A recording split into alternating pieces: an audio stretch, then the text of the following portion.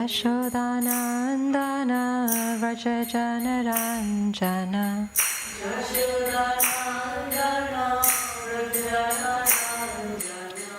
Yashodanandana Vraja Janaranjana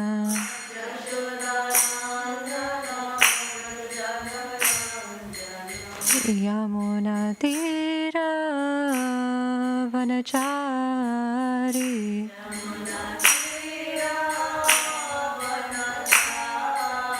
Yamuna Tira Vanachari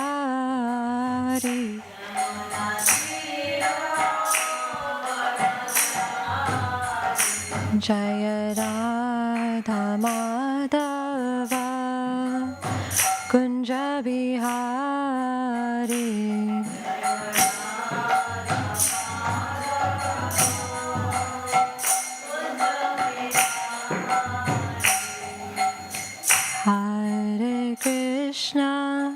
Hare Krishna Krishna Krishna Hare Hare Hare Rama Rama Rama Hare Hare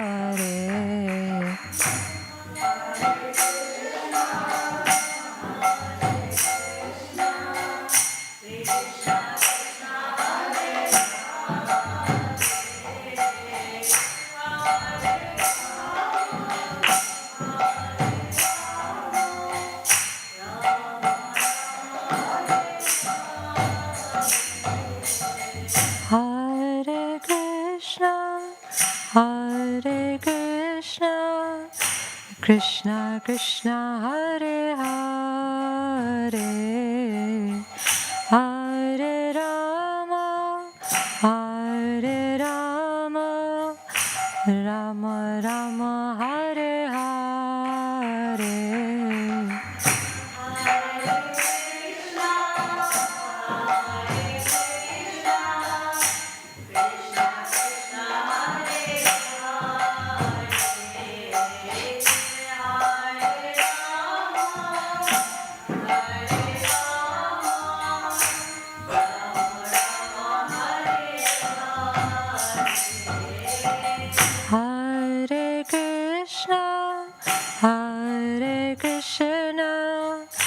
Krishna Krishna Hare Hare Hare Rama Rama Rama Hare Hare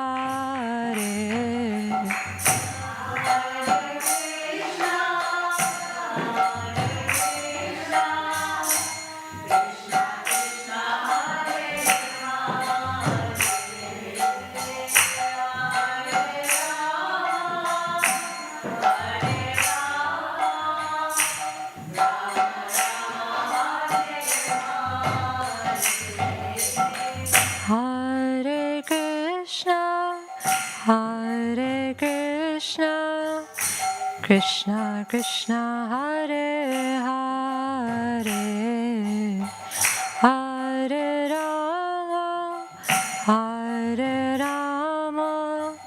Rama Rama Hare Hare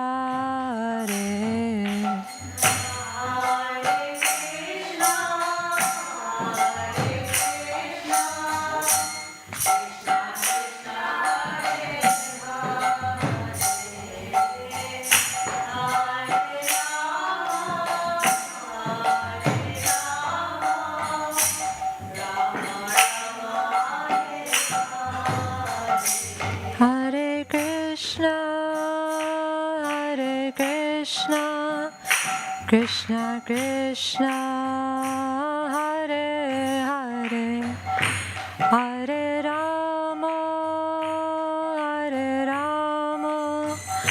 Rama Rama Hare Hare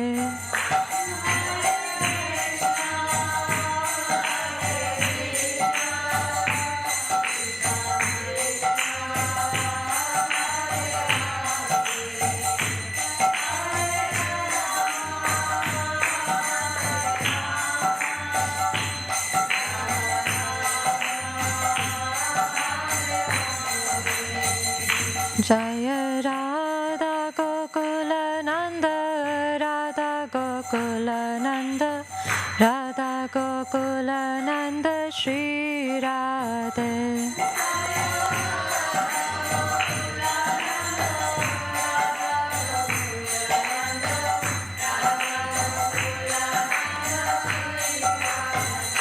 Jaya Sita Ram Lakshman Hanuman, Jaya Sita Ram Lakshman Hanuman.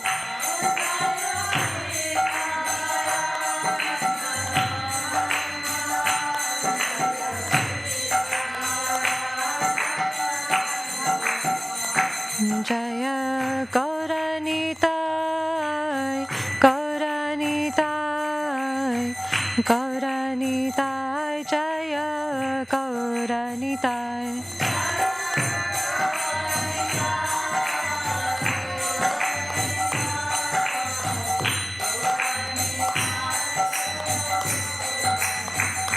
Jaya Jaya Prabhupada, Prabhupada, Prabhupada, Jaya Jaya Prabhupada.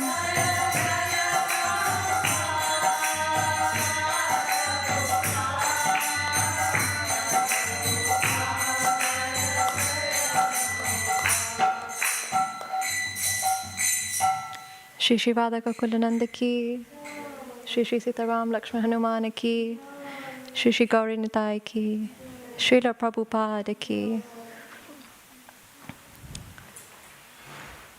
We'll chant the invocation prayers, so please feel free to sing along. Om Jnana Timirandasya Jnananjana Shalakaya Chakshurum Limitam Yena Tasmai Shri Gurave Namaha.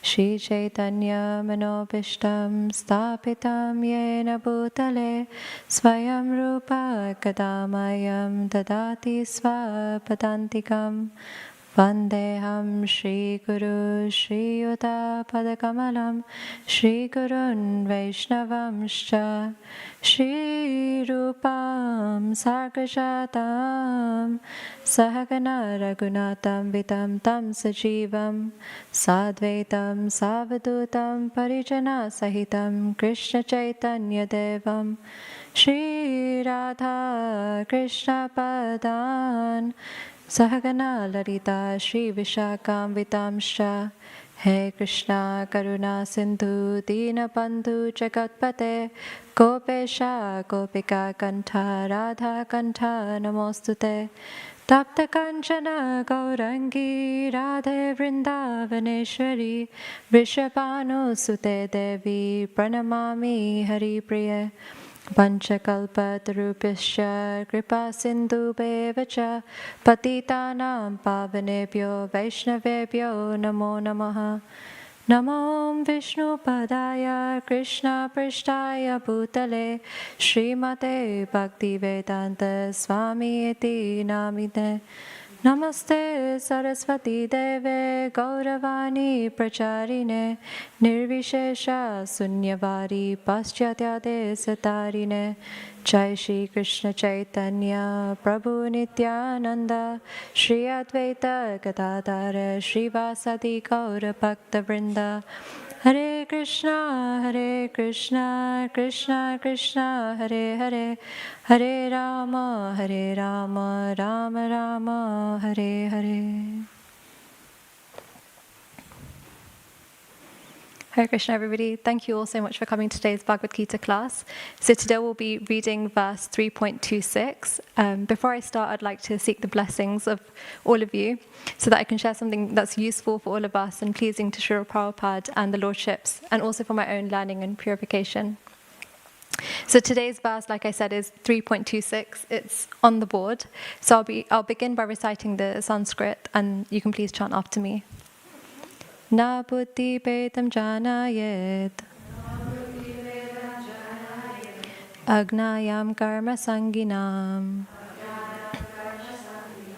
chosayet sarva karmani vidvan yukta samacharan Na buddhi pedam janayet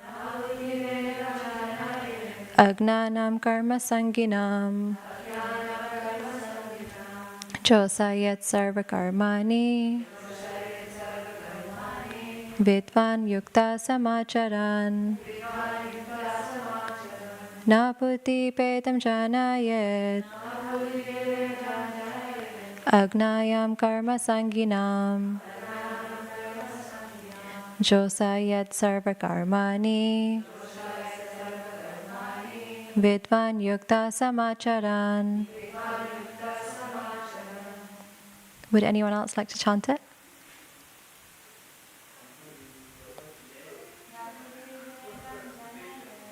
Na buddhi vedam janayet Agnayam karma sanginam Josayat sarva karmani Vidvan yukta samacharan.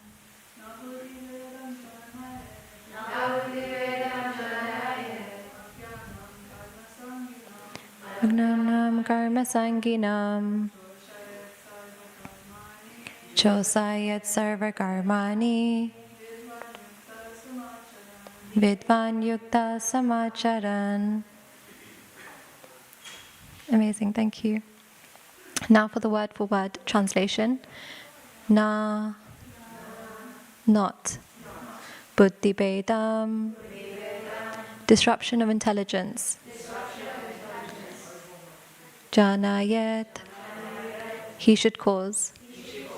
Agnanam, of the foolish. Karma sanginam, who are attached to fruitive work. Josayat, he should dovetail. Sarva, all. Karmani, work. Vidvan, a learned person. Yukta, engaged. Samacharan, practicing. Now we'll go on to read the translation and purport by His Divine Grace A.C. Bhaktivedanta Swami Srila Prabhupada Ki. Translation. So as not to disrupt the minds of ignorant men attached to the fruitive results of prescribed duties, a learned person should not induce them to stop work. Rather, by working in the spirit of devotion, he should engage them in all sorts of activities for the gradual development of Krishna consciousness.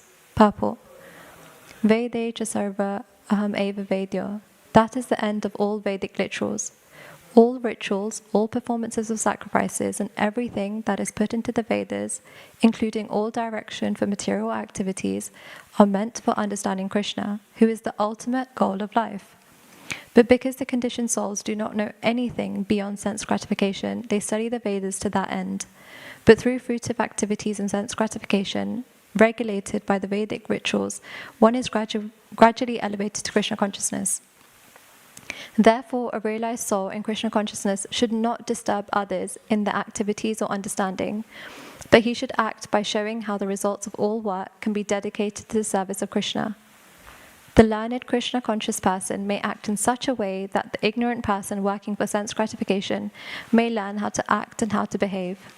Although the ignorant man is not to be disturbed in his activities, a slightly developed Krishna conscious person may directly be engaged in the service of the Lord without waiting for other Vedic formulas. For this fortunate man, there is no need to follow the Vedic rituals, because by direct Krishna consciousness, one can have all the results one would otherwise derive from following one's prescribed duties. So just some context on what's taken place in the Gita before this verse. So at the start of the Gita, Arjuna is seeing all of his teachers, his friends, his relatives on the battlefield and is completely bewildered. And he really doesn't want to take part in the battle or fight. And so he expresses to Krishna, and in chapter 2, Krishna basically defeats all the arguments that Arjuna presents to him. So chapter 2 is about our true identity, and it speaks about, as a spirit soul, what duties we have. So there are two duties, Sanatan Dharma, which is our spiritual duty, and Svadharma, which is our worldly duty. So once all of this information is presented to Arjuna, Arjuna in chapter 3 is still trying to clarify everything. Sometimes we're given so much information, but we still want the essence, right? What's the summary of it all? So the question that Arjuna poses right at the beginning of chapter 3 is, okay, Krishna, tell me clearly what you'd like me to do. Should I be a renunciate or should I live in the material world? So now speaking about chapter 3, verses 1 to 9 basically speak about how we're not able just to run away into the forest and renounce everything artificially. And 10 to 16 go to speak about through regulation we can authentically elevate our consciousness. And that brings us to the section that we're focusing on today. So in this part, Krishna is basically outlining how we can learn from others' examples, and in particular his own example. So in verses 21 to 25, Krishna was explaining how even though he's God, he is still performing his prescribed duties and leading by example in that way. So so that society can follow and also learn from him. So now that we're all on the same page, I'll repeat today's verse once again. So as not to disrupt the minds of ignorant men attached to the fruitive results of prescribed duties, a learned person should not induce them to stop work. Rather, by working in the spirit of devotion, he should engage them in all sorts of activities for the gradual development of Krishna consciousness. So in spirituality, I guess there are a variety of people with a number of different desires. So some people's relationship with God is, a little transactional. They present their wish list to Krishna and maybe engage in rituals or yagyas to satisfy some needs. Can anybody name any rituals or yagyas that somebody like this may perform? Anything that comes to mind?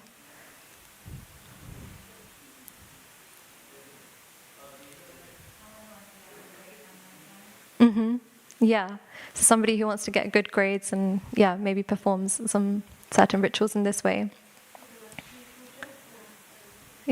So just to make sure that the bank balance is positive and the wealth is flowing in, got to perform that Lakshmi Puja. And then when I was brought up, we had to fast on certain days to make sure we get a good husband and all these types of things. However, actually the result of all of this is simply material. So the outcome is only something that's going to help us in this particular life. And as soon as we leave our bodies, those results diminish. And we understand that we're actually a spirit soul, we're the Atma. So our body is temporary, but our identity is eternal. So ultimately we have to invest in our spiritual assets, right? And benefit and do things that benefit our spiritual identity.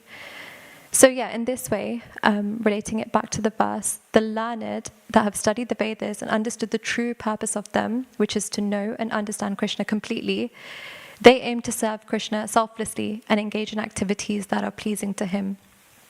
So actually this verse is speaking about the responsibility of such a learned person. So they shouldn't stop those that are performing karmakanda activities altogether, but instead, by performing devotional service themselves, they can encourage them in Krishna consciousness and help them to progress gradually. So in the purport it says, therefore, a realized soul in Krishna consciousness should not disturb others in their activities or understanding, but he should act by showing how the results of all work can be dedicated to the service of Krishna. So you're probably thinking, okay, how does this practically work, right? So Keshav Maharaj, he actually highlights 4 R's. This is something that can help make our work, our worship.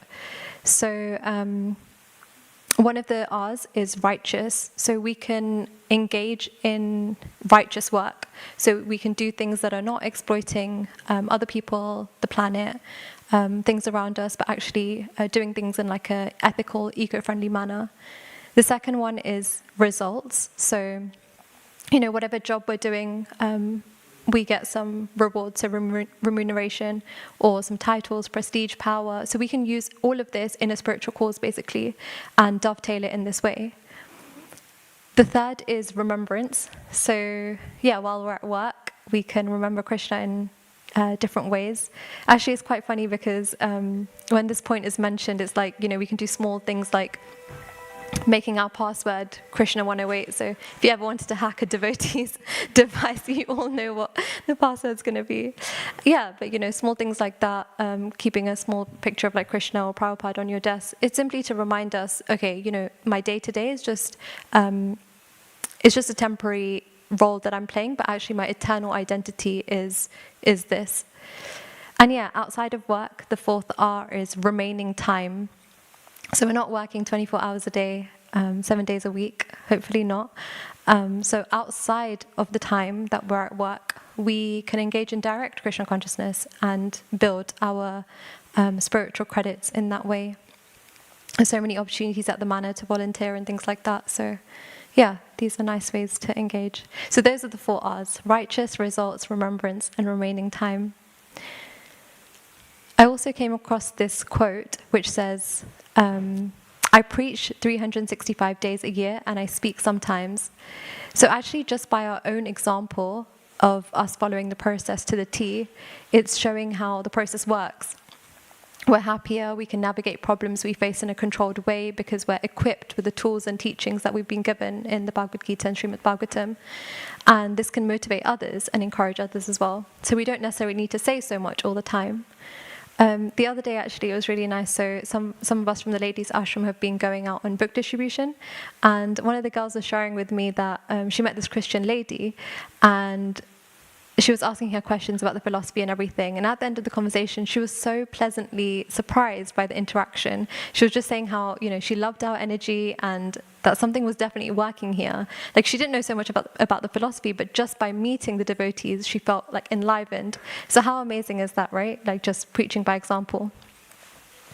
And I guess to even inspire us even more, we can look at the example of Srila Prabhupada.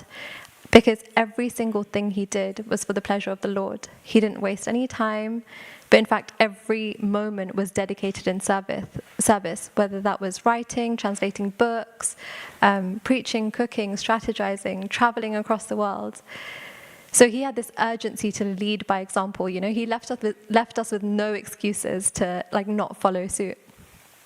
And yeah, in that way, his ambition was to make the whole world Krishna conscious. So this is something incredible and something that we can definitely learn from. Also, something else that comes to mind when speaking about how we can dedicate our results of our work in the service of Krishna is, maybe